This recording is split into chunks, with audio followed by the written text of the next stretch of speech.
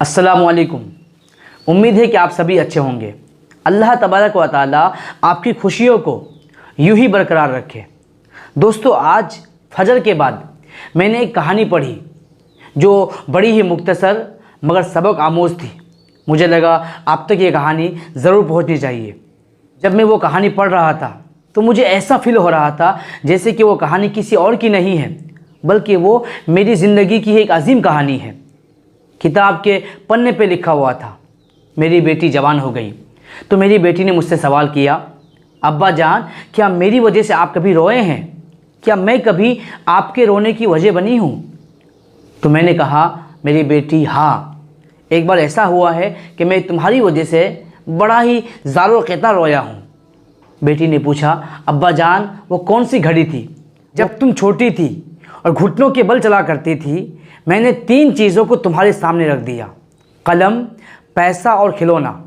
قلم رکھنے کا مطلب عقل مندی، پیسہ رکھنے کا مطلب جائیداد، اور کھلونا رکھنے کا مطلب تفریح۔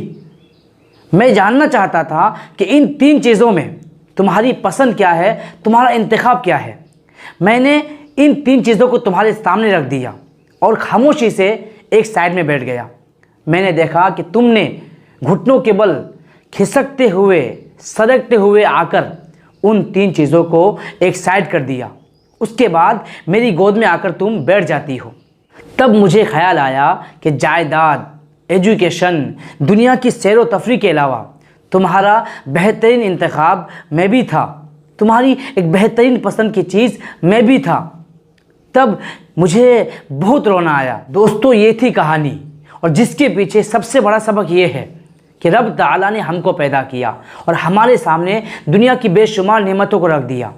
اب رب دیکھنا یہ چاہتا ہے کہ میرے بندے کی نظر میں دنیا کی چیزوں کی اہمیت کیا ہے اور میری اہمیت کیا ہے۔ کیا میں بھی دنیا کی نعمتوں کی طرح اپنے بندے کی کوئی پسندیدہ چیز ہوں؟ کیا میں بھی اپنے بندے کا کوئی بہترین انتخاب ہوں؟